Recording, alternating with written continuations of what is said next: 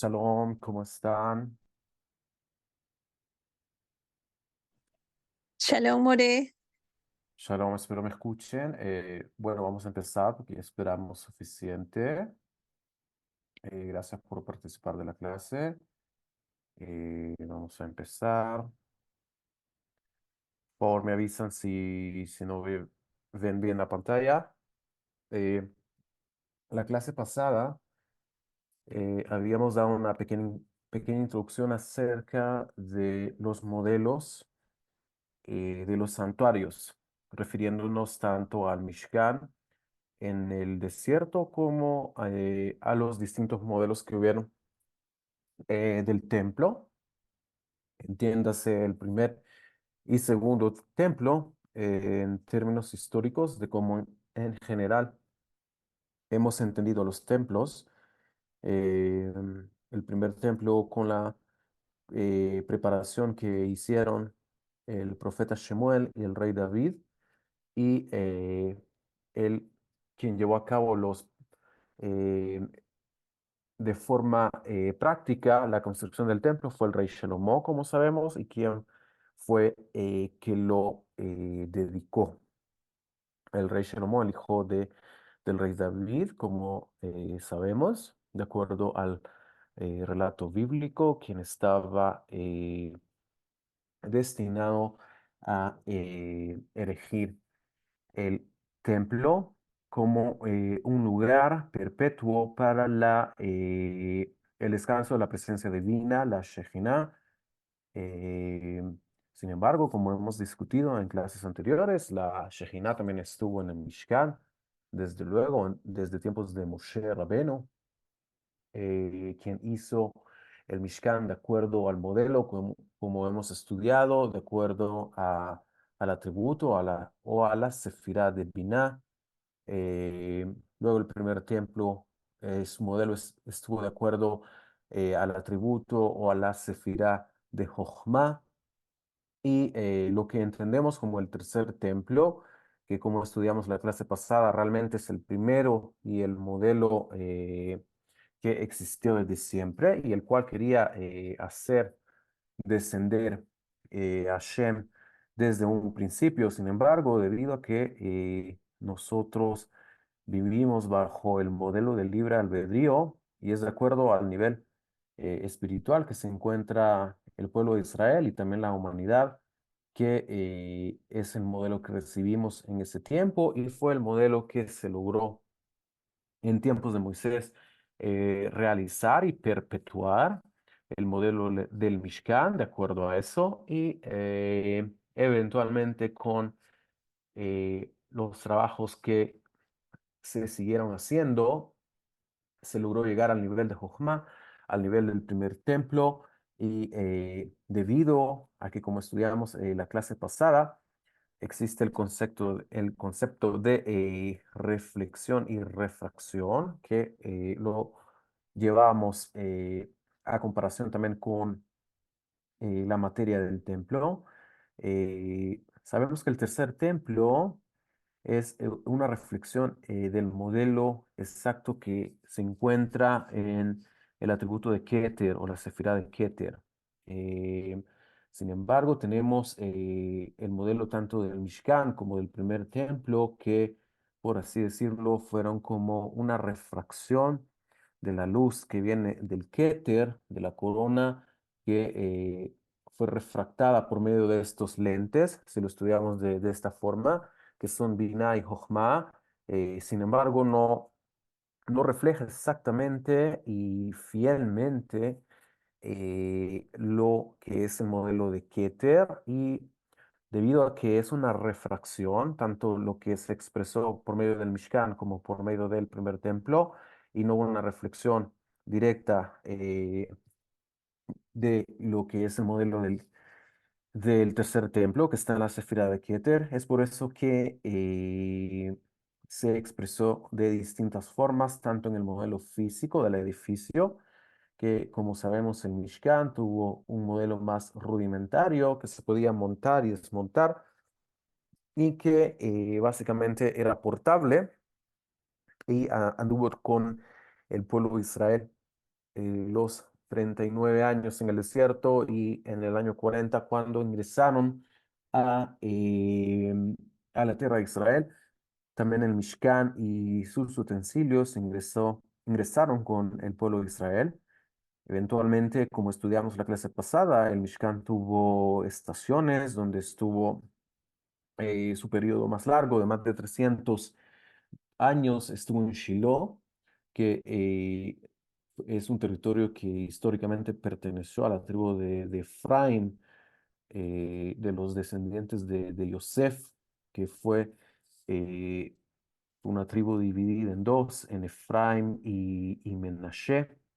Si bien siendo Menashe el primogénito de Yosef, fue Efraín quien tuvo preponderancia, ya que según la bendición que le dio Jacob a tanto a Menashe como a Efraín, con el entrecruzamiento de sus manos, poniendo su mano derecha sobre Efraín y su mano izquierda sobre Menashe, pues predijo que la tribu de Efraín iba a ser una tribu con mayor preponderancia sobre su hermano, el primogénito Menashe.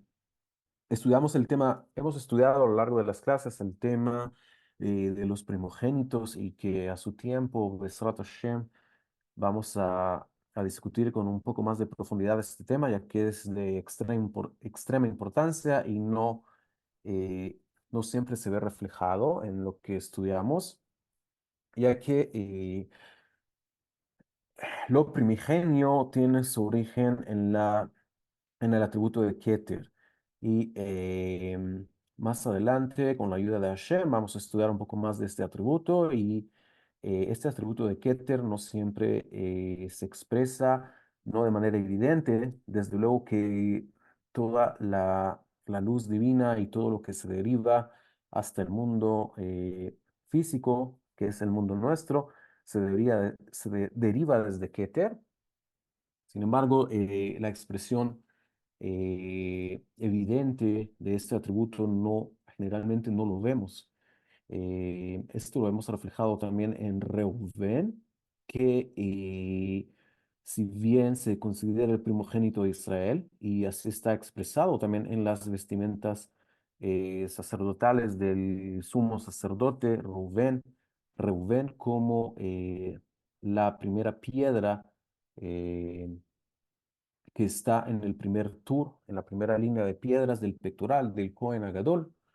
Está el Odem, que es el rubí, que es una piedra de color rojo y representa a la tribu de Rubén y a lo primigenio eh, del atributo de Keter. De ahí se deriva la vida y toda la expresión toda expresión viviente de nuestra realidad se origina de ahí, desde luego, extraída y canalizada por medio del atributo de Binah, como en algún momento, Bezrat Hashem, también vamos a discutir la importancia de este atributo de Binah, ya que ahí se encuentra el secreto de la resurrección de los muertos. Tenemos entonces que lo primigenio no siempre se ve expresado, no de manera evidente, por lo menos, y de esta forma vemos cómo los primogénitos de las tribus, de las matriarcas, se ven opacados por otras tribus que fueron hijos que no eran primogénitos. En el caso de Yosef, su primogénito fue Menashe y no Efraim. Sin embargo, la tribu más preponderante fue la tribu de Efraim históricamente.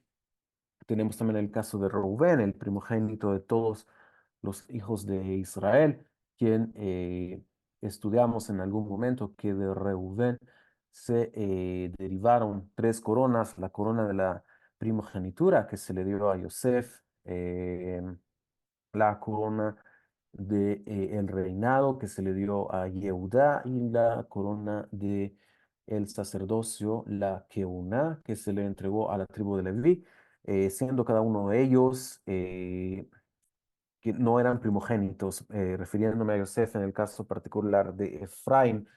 Si bien Yosef mismo era primogénito de su madre, de Rachel.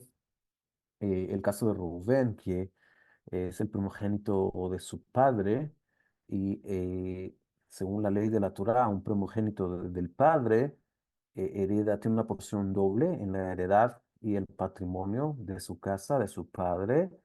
El caso de Rubén, pues su primogenitura fue pasada hacia Yosef, y es por eso que vemos esta doble porción de Yosef en Menashe y en Efraín, tanto en la tierra de Israel como la consideración de Yosef como dos tribus, de manera práctica y de manera también con respecto a la distribución de la tierra de Israel.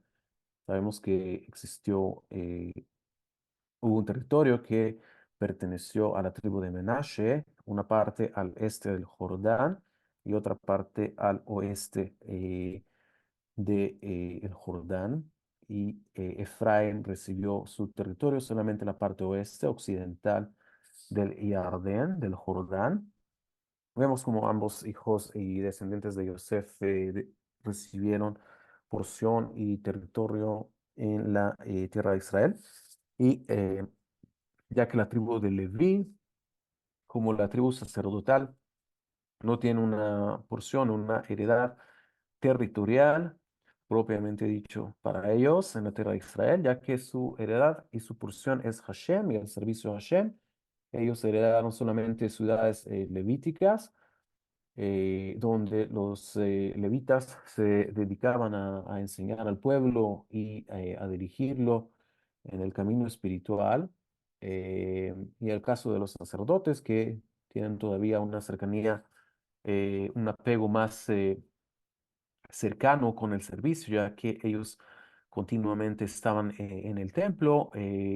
Básicamente su vida era el mundo del templo y máximo alrededor, los alrededores del templo, en la ciudad de Jerusalén.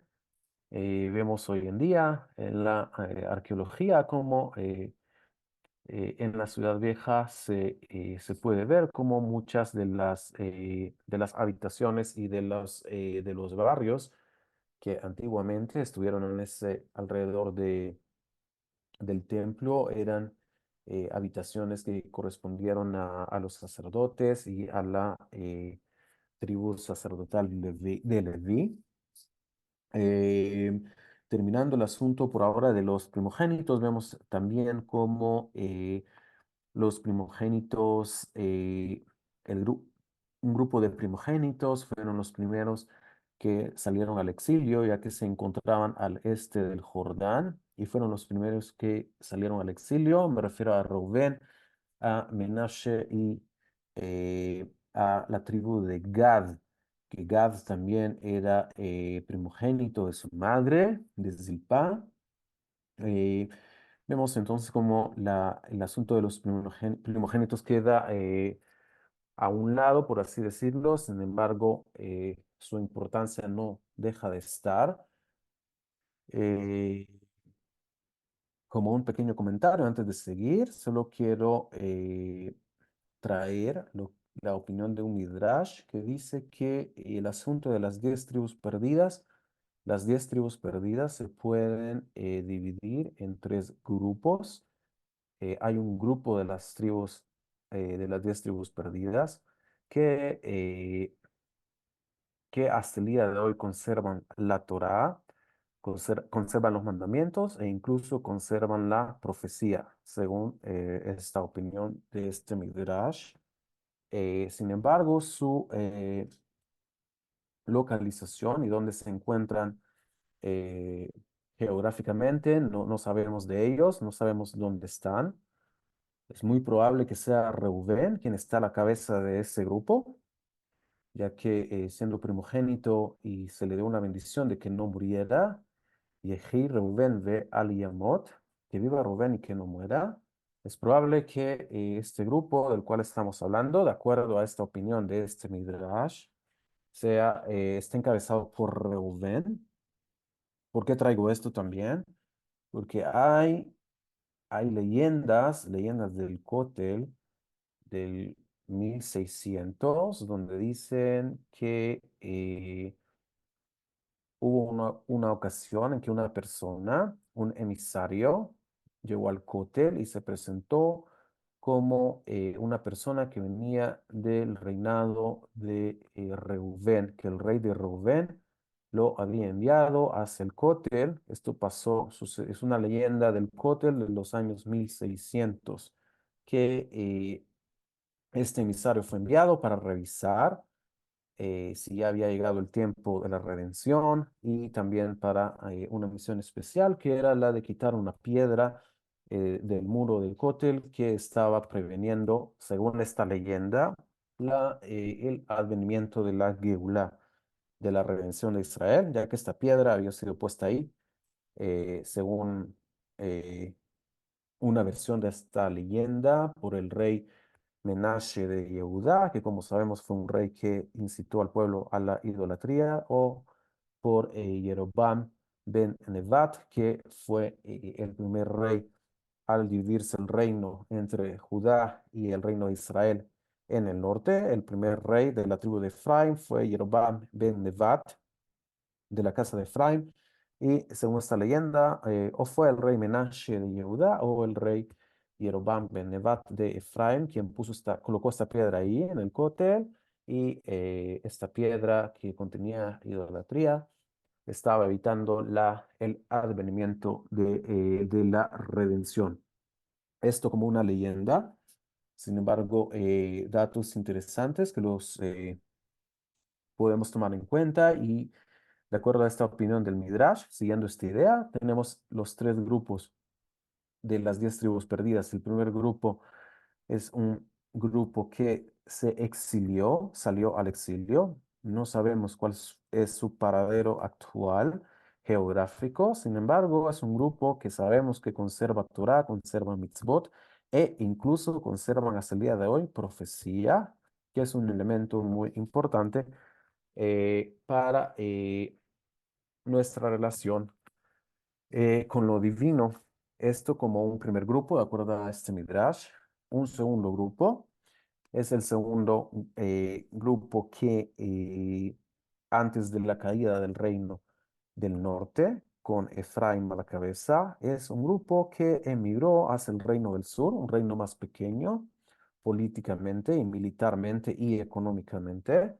Em, Esto como dato histórico, emigraron al reino de Judá, que una de las ventajas de Judá, desde luego, era tener con ellos Jerusalén y el templo. Esto fue lo que le dio a Judá el poder sobrevivir muchos más años después que el reinado del norte, ya que no tenían en ese tiempo, el reinado del norte no tenía pues ni a Jerusalén consigo, ni tenían al templo, ni al servicio, que fue básicamente lo que mantuvo en pie al reino de Judá, muchos años después de que exilió y fue destruido el reino del norte, con Efraín a la cabeza. Esto como en un segundo grupo.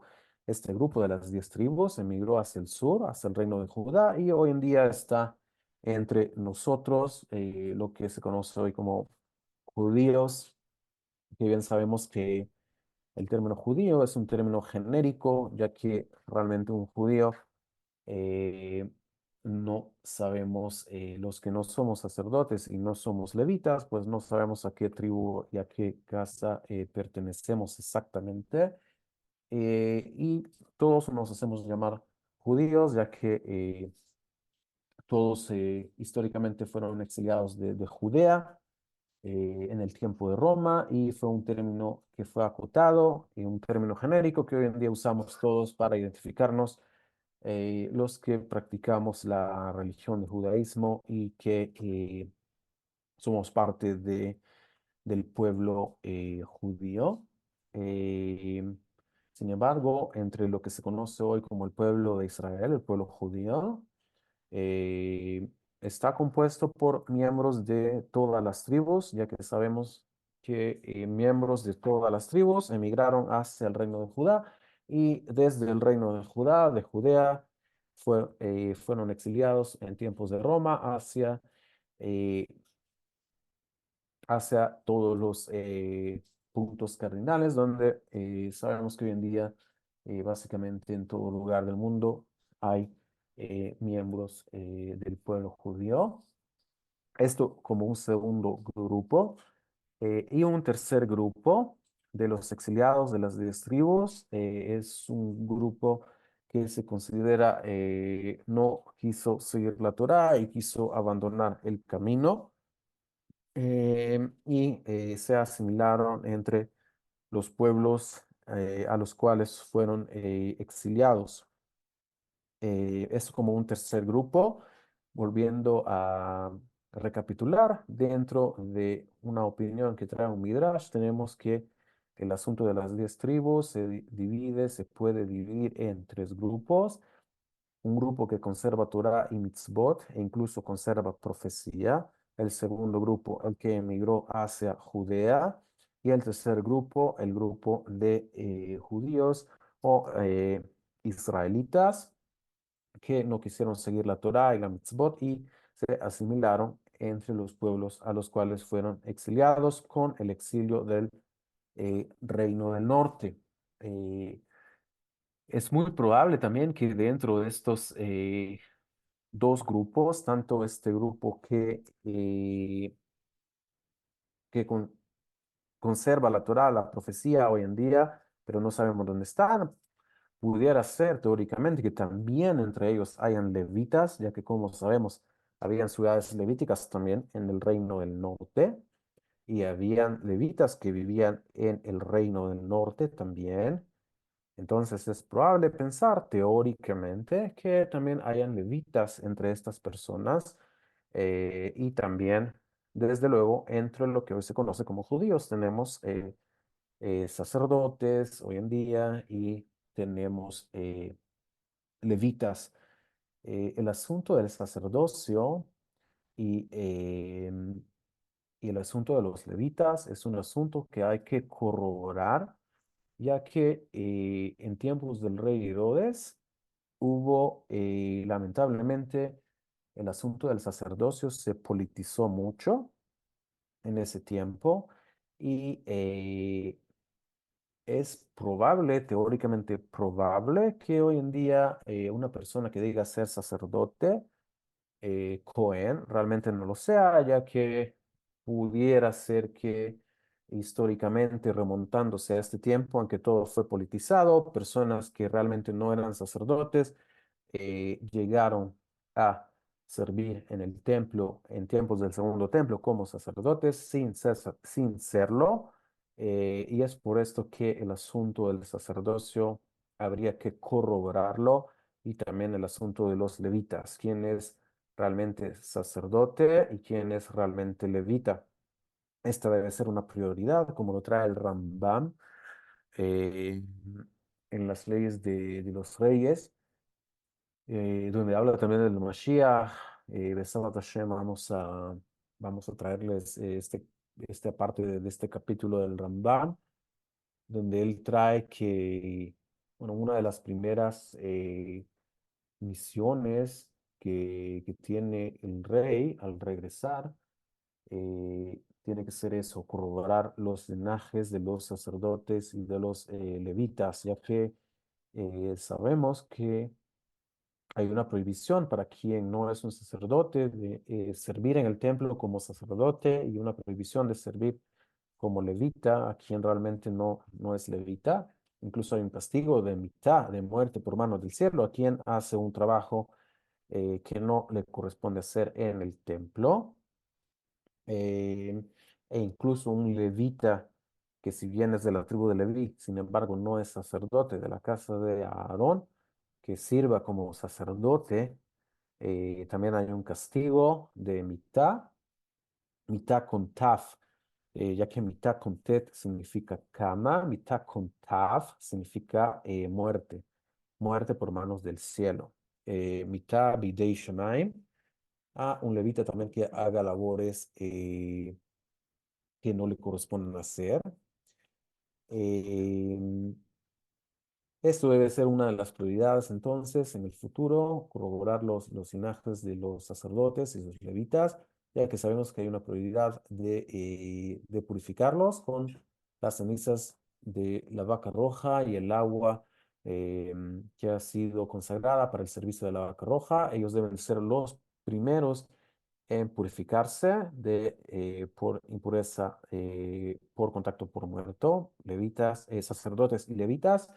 em, ya que ellos son quienes sirven en el templo y ellos son la prioridad al momento de restablecer, de construir el templo. Ellos son la prioridad, ya que ellos son los primeros que tienen que entrar al lugar para empezar el servicio en nombre de todo el pueblo, eventualmente todo el resto de nosotros que no somos ni sacerdotes ni levitas, eventualmente se nos tiene que purificar, ya que todo el pueblo eventualmente tiene que entrar 3 veces al año al templo para cumplir con el mandamiento de la Torá de dejarse ver en el templo 3 veces al año en los Shalosh Regalim para las fiestas, festividades de peregrinación de Pesach, la Pascua, Shavuot, la fiesta de entrega de la Torá y Sukkot, la fiesta de los tabernáculos. Son fiestas,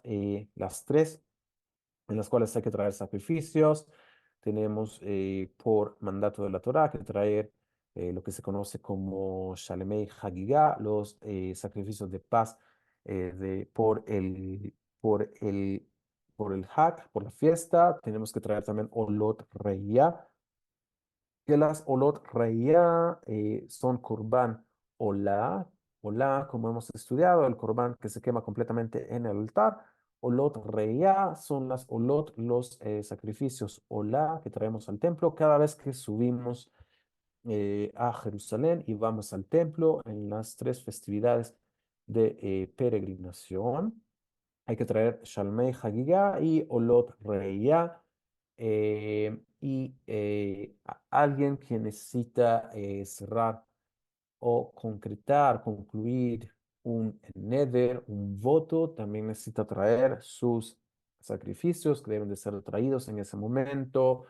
Es un momento también que se puede traer sacrificios por el pecado, en caso que la persona tenga conciencia de que haya cometido faltas sin intención por las cuales necesita traer un korban hatat por el pecado. Hay otras transgresiones que necesitan de un sacrificio por la culpa, korban asham, que es otro tipo de sacrificio. Esta es una oportunidad al venir al templo estas 3 veces al año, una oportunidad para traer los sacrificios. Hay una prohibición de la Torá de llegar y subir a Jerusalén y presentarse en el templo con las manos vacías, como lo dice la Torá explícitamente, no vendrán con las manos vacías, lo que quiere decir que usted cada vez que suba a Jerusalén tiene que presentar y llevar algo. Es una oportunidad también para que usted presente sus ofrendas, su diezmo, su maaser, ya que debe ser entregado una parte a los sacerdotes, una parte a los levitas, de su maaser, de sus diezmos, de todo lo que usted produce anualmente en la tierra de Israel. Usted tiene que apartarlo, una parte para el sacerdote, una parte para el levita, y es una oportunidad para que usted pueda presentarlos. También el maaser sheni es una oportunidad para presentarlo, una oportunidad también para presentar un sacrificio de acción de gracias, un Kurban Odaya, por algún acontecimiento que tuvo usted en su familia y quiere agradecer a Hashem por el bien que le dio y le confirió una oportunidad para traer también Korbanot Odaya, que son sacrificios por acción de gracias. Una oportunidad también en caso de que no haya traído sus bikurim, sus primicias, es una oportunidad para hacerlo. Estudiamos también esto de los bikurim. Bezrat Hashem también más adelante podemos estudiarlo nuevamente con un poco más de detalle, cómo se presentan los bikurim, las primicias en el templo. Lo habíamos estudiado ya hace bastantes clases atrás. Eh, Son estas 3 veces al año en que todo hombre está obligado, de acuerdo a la Torá, a presentarse en el templo.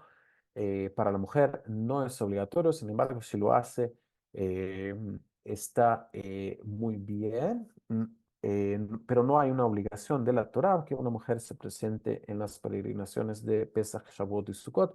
Esto, desde luego, porque sabemos que la mujer de repente está ocupada con algo en su casa con niños pequeños o algún asunto del cual ella está encargada de hacer y la dificultad que se presenta de la peregrinación, presentarse a Jerusalén con algún niño pequeño o con alguna eventualidad que se le presente a la mujer. Es por eso que no es obligación de la Torá que una mujer se presente en el templo estas 3 veces al año. Eh, Sin embargo, si lo hace, puede hacerlo y acompañar a su esposo y a sus hijos. Eh, Sabemos también de la Gemara que, bueno, y como vamos a estudiar también con estas Mishnayot, que había el primer patio, el patio más externo del templo, se conoce como el Ezrat Nashim, el patio de las mujeres, y ese nombre se deriva, desde luego, porque había mujeres siempre en ese lugar, y como estudiamos clases atrás, habían balcones eh, en un nivel arriba que se llamaban Gesustraot, en el cual las mujeres subían desde a esos balcones y desde ahí miraban lo que acontecía en el patio de los sacerdotes y también abajo en el patio de las mujeres al nivel que estaba más abajo. Este es el primer nivel, el patio de las mujeres, como vamos a estudiar en esta serie de Mishnayot. Esto como una introducción, una segunda introducción al tema que vamos a discutir ahora, el asunto del sacerdocio y de los levitas. Habíamos dicho que los sacerdotes, en el sacerdocio existen ocho niveles, eh, comenzando desde el Cohen Gadol hasta el octavo nivel. Y los sacerdotes son los comandantes o los que están en cargo de los levitas. Como sabemos y hemos dicho, hubieron desde tiempos el rey David las dividió de esta forma, junto con Shemuel, el profeta, en 24 guardias sacerdotales que más o menos al año servían una o dos veces. Y en los Shalosh Regalim, las fiestas de peregrinación, se encontraban las 24 guardias sacerdotales en el templo sirviendo, ya que como hemos hablado hoy y discutido, la gran cantidad de sacrificios que son llevados al templo en las fiestas de peregrinación, se necesita una gran cantidad de personal en ese tiempo, en tiempos de fiesta, para poder salir con todo el trabajo que hay que hacer en el templo. Em, en este entendido, sabemos que quien es sacerdote y quien es levita tienen una misión especial de servir.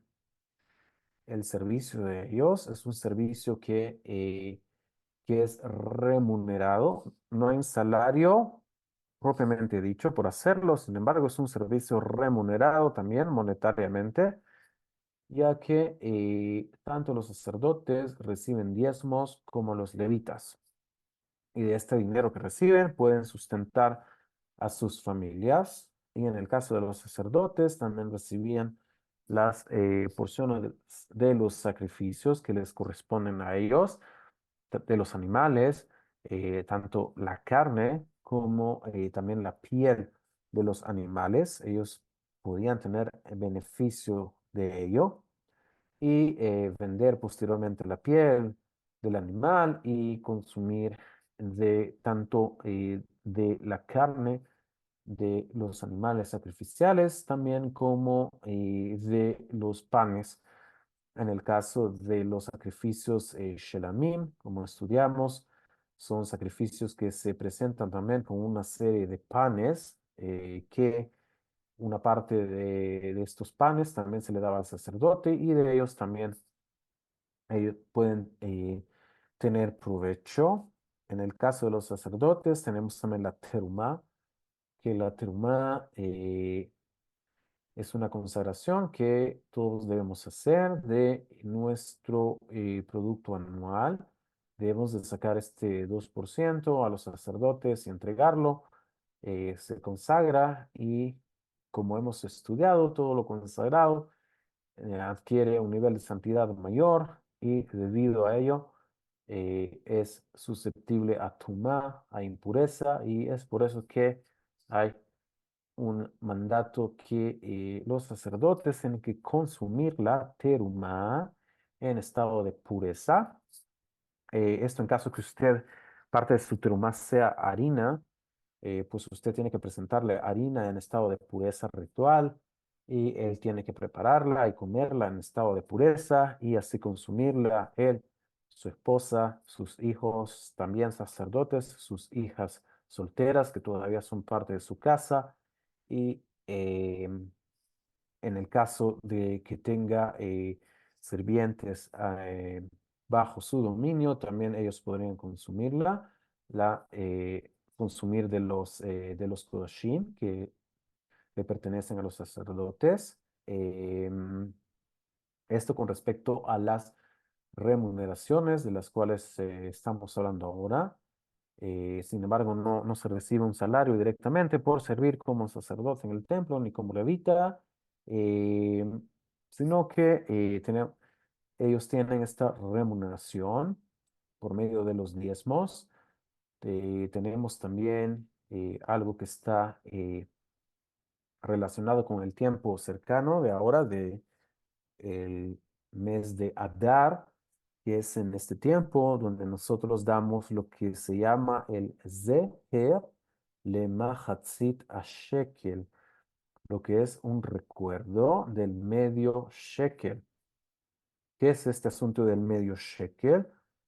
Leímos algunas parashot atrás que la cuestión del medio shekel, leímos la porción de Parashat Shekalim, donde se habla del medio shekel, donde la Torah encomienda a todos a donar medio shekel para la tesorería del templo, donde dice que el rico no va a dar más de medio shekel, aunque tenga mucho más que eso, y el pobre no va a dar menos. Eh, Dado que el medio shekel se le llama kesef kippurim, o sea, el dinero de la expiación, ya que por medio de este medio shekel llega a la tesorería del templo y con este dinero, que representa a todo el pueblo, se compraban los animales para el sacrificio diario y para poder cubrir gastos necesarios para el servicio en el templo y el servicio sacrificial. Sabemos que hay una gran clasificación de los sacrificios. Tenemos sacrificios que son de orden público, o sea que un sacrificio, un animal, representa a todo el pueblo de Israel, como el sacrificio continuo, la ofrenda tamid o el sacrificio continuo, representa a todo el pueblo de Israel, a todas las 12 tribus, y este sacrificio era traído 2 veces al día, y todo el pueblo de Israel estaba representado en él. Y hay sacrificios que son de orden y de índole privada.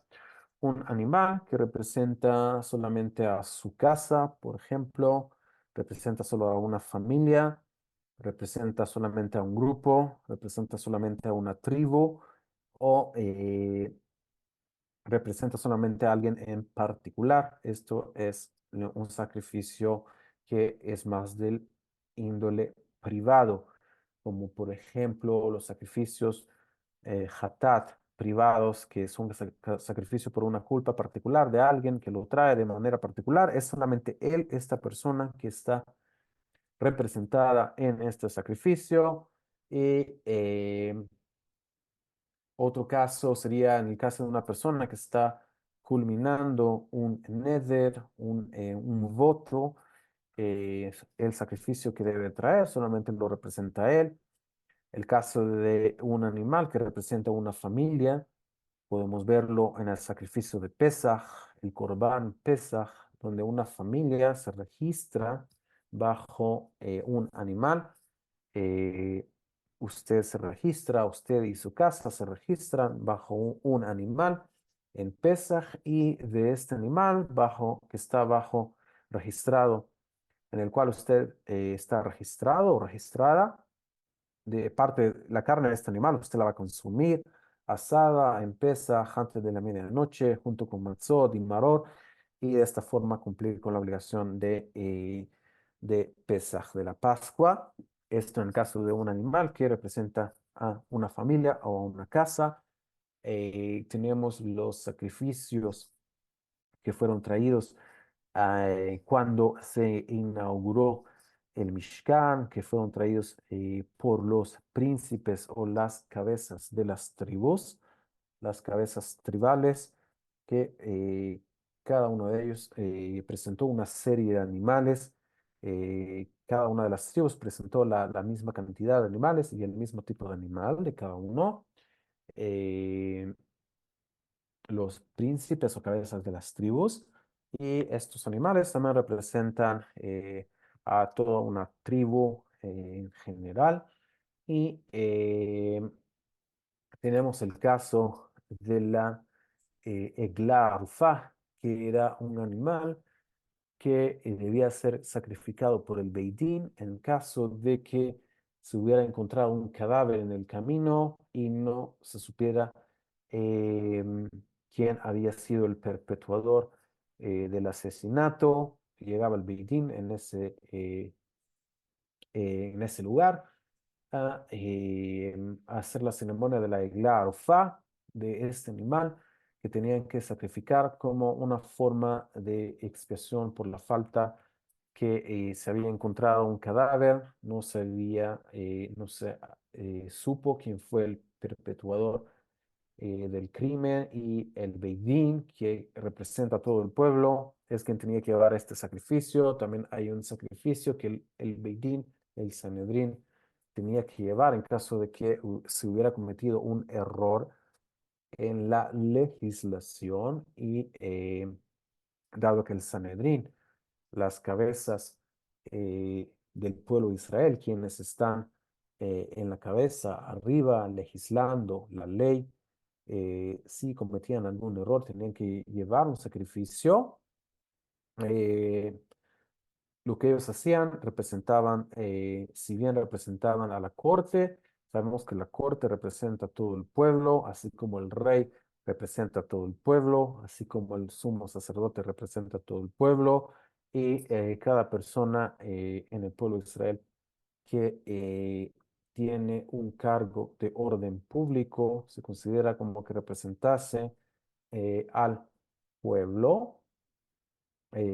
Es debido a este concepto que podemos verlo reflejado a lo largo del Tanaj, de la Biblia, como en los profetas, cuando decían que el pueblo de Israel no cumplía con la Torá y estaban desviados, había un reproche mucho más fuerte a la cabeza, ya que ellos eran los dirigentes del pueblo y eran quienes representan al pueblo, y de esta forma lo podemos ver expresado también a lo largo de los profetas y a lo largo de la historia bíblica, esta relación que se hace con las cabezas, las personas que tenían un cargo de orden público y el resto del pueblo.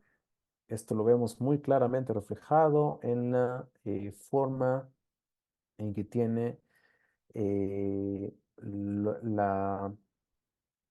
los escritos de presentar eh, el reinado del norte con Efraín a la cabeza. Vemos como leemos en el libro de Melahim, en el libro de Reyes, como rey. después de rey, después de otro rey, de la cabeza de Efraín.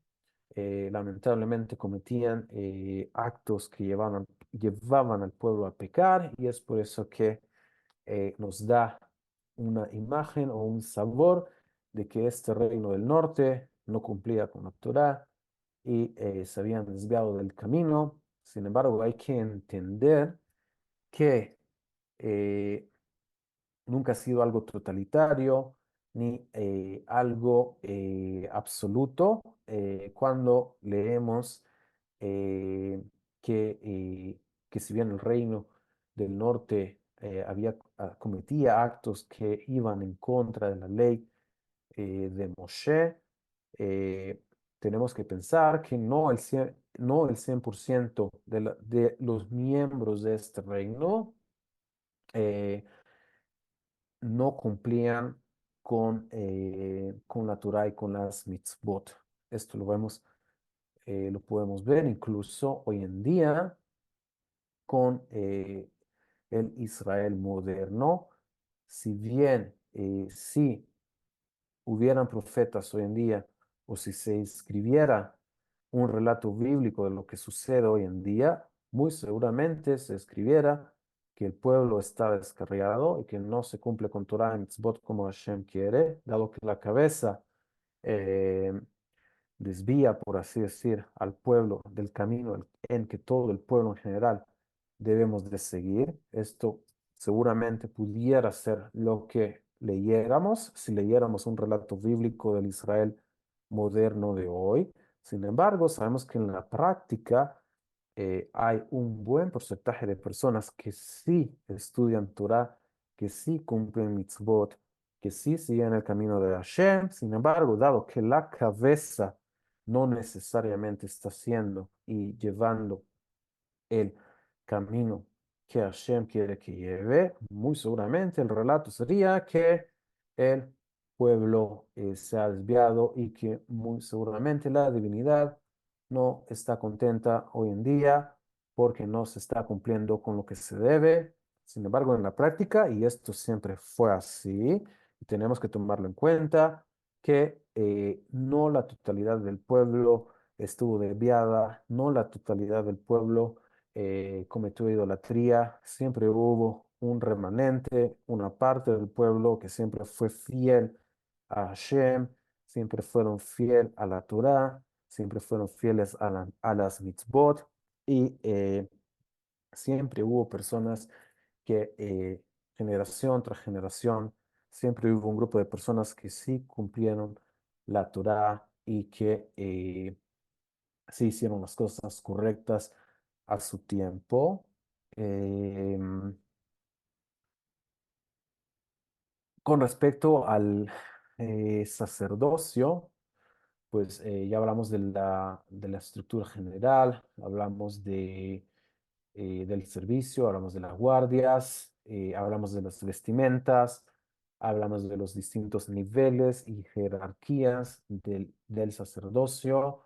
eh, Ahora vamos a describir la estructura general del templo, que como dijimos la clase pasada, vamos a hablar del segundo templo, que en el segundo templo la Shejinah ya no estaba, de manera en que lo estuvo en el primer templo y en el Mishkan. Esto se debió a que el modelo con el que se construyó el segundo templo, lo que conocemos histórica y tradicionalmente como segundo templo, se construyó parte del modelo como el primer templo, del templo del rey Salomón, y parte de este templo era como el tercer templo, el templo que todos estamos esperando, y es dado a eso que parte era de aquí, parte era de acá, no había algo que se complementara directamente con un modelo en el cielo o con el primer templo o con el tercero, era debido a esto que no estaba compaginado y colocado y estructurado directamente a uno de los modelos que hay arriba, que la Shejinah no podía estar de manera evidente en este lugar, era debido a eso. ya que no había ni reflexión ni refracción, estudiándolo por medio de los conceptos que discutimos la clase pasada. Es por eso que este segundo templo no, la Shekhinah no estaba presente en el lugar, no de manera evidente, por lo menos, si bien hubieron milagros que sucedieron también en tiempos del segundo templo. Sin embargo, la presencia manifiesta de la Shekhinah ya no estaba, y tampoco, al haber seguido la Shekhinah del lugar, tampoco ya no había profecía. Hasta el día de hoy lo que tenemos es lo que se conoce como Ruach HaKodesh, que es un tipo de inspiración divina, pero no al nivel de profecía. Es un tipo de inspiración divina a la cual una persona justa y piadosa pudiera llegar al nivel de Ruach HaKodesh, y pudiera ser que del cielo le revelen secretos y acontecimientos que vayan a pasar en un futuro cercano. Sin embargo, no de la manera en que se recibió profecía por medio de los profetas, y el nivel más alto de profecía, que como sabemos es el nivel de Moshe Rabenu. Eventualmente en la clase de profecía vamos a discutir un poco más de esto, de qué atributos se deriva la profecía y cuál es la diferencia entonces de la profecía de Moshe Rabenu, quien se dice recibió profecía por medio de una spaklaria meirá, por medio de un lente que era transparente. Sin embargo, el resto de los profetas recibieron profecía por medio de una spaklaria she'eino eina meirá, por medio de un lente que no era claro o que no era transparente, por así decirlo. Em, Creo que por ahora vamos a quedarnos por aquí, y Bezrat Hashem, la próxima clase vamos a entrar eh, de lleno a lo que son las Mishnayot, y a empezar a discutir acerca del segundo templo. Sin embargo, me era importante la introducción de conceptos para que sepamos de qué estamos hablando y por qué el segundo templo no estaba la Shekhinah, no había profecía, eh, lo del tercer templo, lo de sacerdotes, lo de levitas, lo de las tribus, etcétera, etcétera, etcétera, ya que el tema del templo, para poder entenderlo bien, necesitamos entender bien estos conceptos y cómo se construye el templo, ya que toda la totalidad de todo el pueblo de Israel está representada en este lugar. Si bien solamente una tribu, la tribu de Leví, son los que sirven de manera oficial en el lugar, todo el pueblo de Israel tiene una representación en los sacrificios y en cada uno de los servicios que se prestaba en el templo. Si tiene alguna pregunta.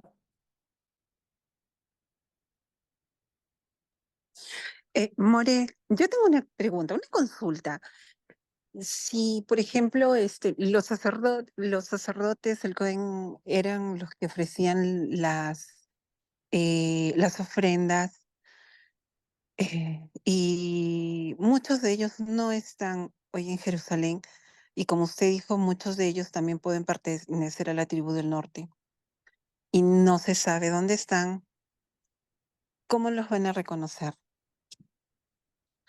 ¿Cómo van a realizar su tarea cuando esté construido el tercer templo? Si eso pasó ya hace muchos años, y bueno, muchos de ellos ya no están en forma física aquí en la Tierra, porque la mayoría de las personas solamente viven hasta 100 años. O sea, ¿cómo se los va a reconocer y cómo van a cumplir su tarea si ellos físicamente no están ahora aquí?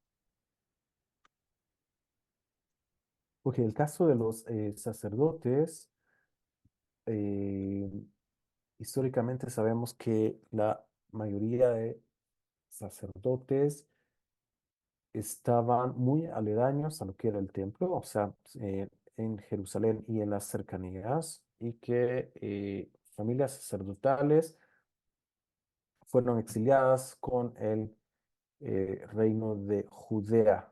Cuando mencionamos lo de las tribus del norte, mencionamos una probabilidad teórica de que miembros de la tribu de Leví, tal vez levitas, también se exiliaron con uno de estos dos grupos que dijimos, una parte que el día de hoy sí cumplen, de acuerdo a este Midrash, cumplen Torah, cumplen mitzvot, incluso tienen profecía, y otro grupo que se exilió y se asimiló completamente entre los pueblos a los cuales se fueron exiliados.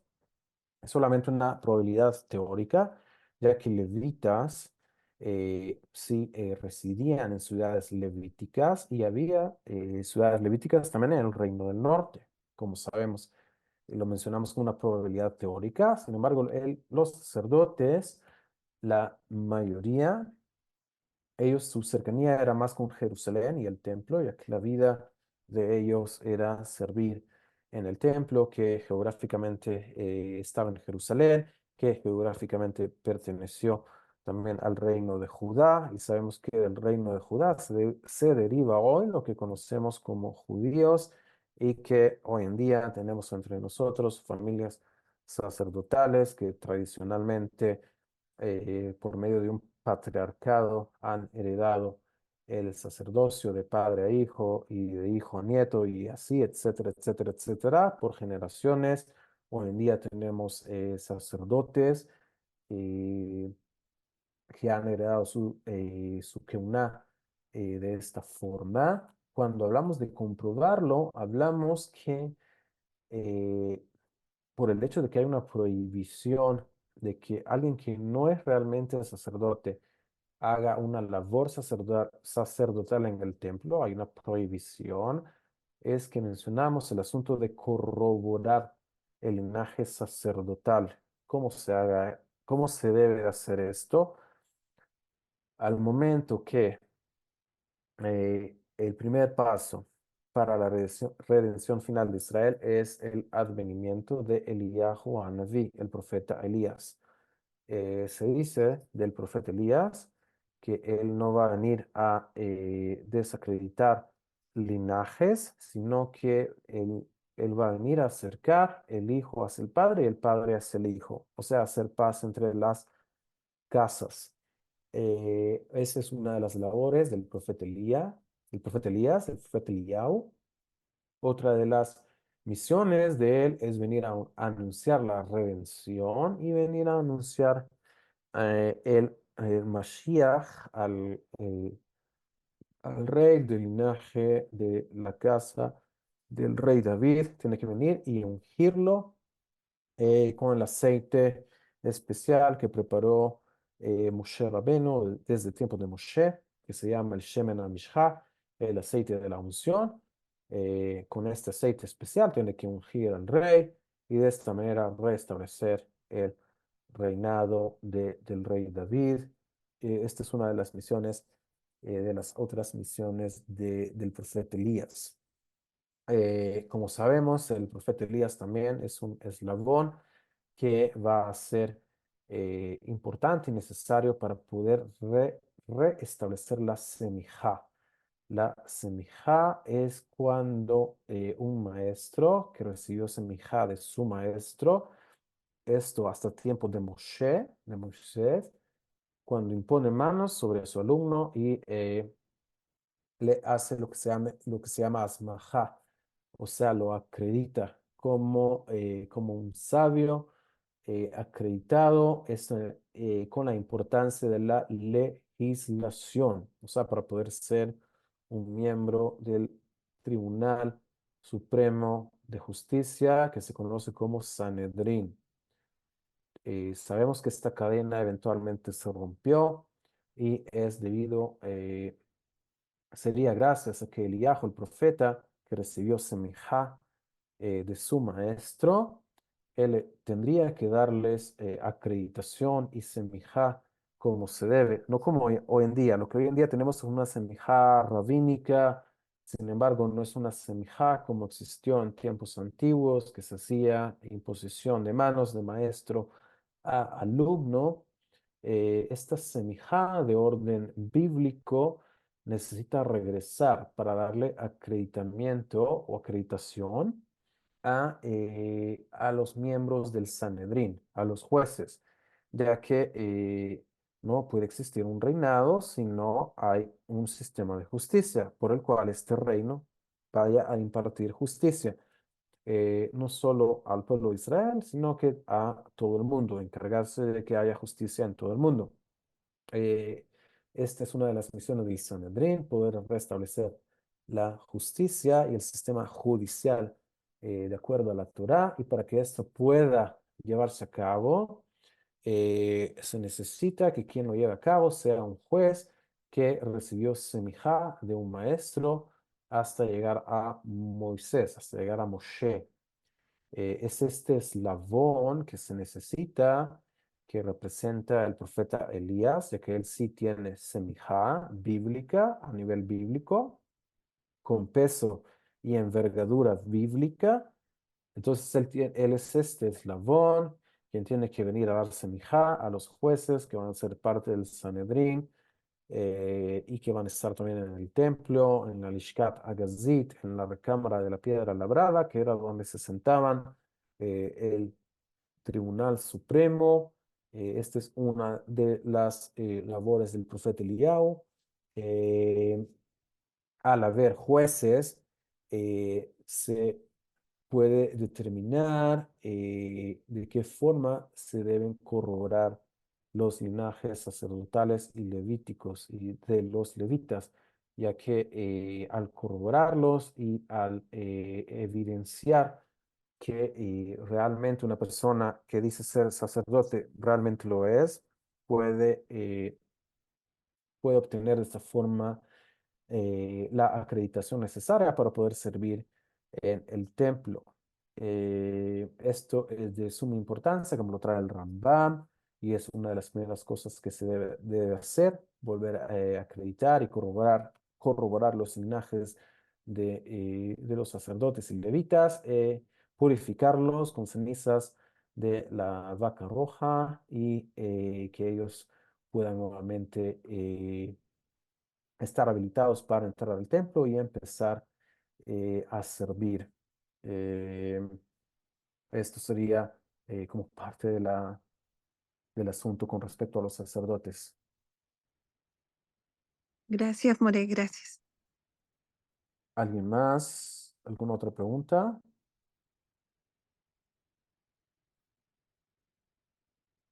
Si no hay, Besrat Hashem, nos veríamos la próxima semana, si todo va bien, y continuamos estudiando Besrat Hashem. Ya empezamos de lleno las Mishnayot. Muchas gracias, Pinjas. Muy Que amable. esté muy bien. Saludos y feliz tarde para Gracias, usted. More. Gracias, Gracias, Rafa. Morel.